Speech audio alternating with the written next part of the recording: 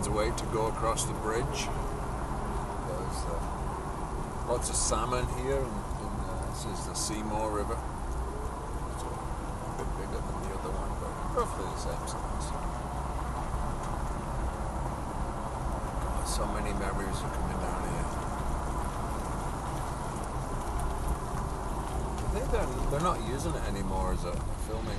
Oh, this is Ian from East Van Drone. We are in North Vancouver, right at the two bridges. We got the rail bridge right here. It used to be a road bridge and a rail bridge.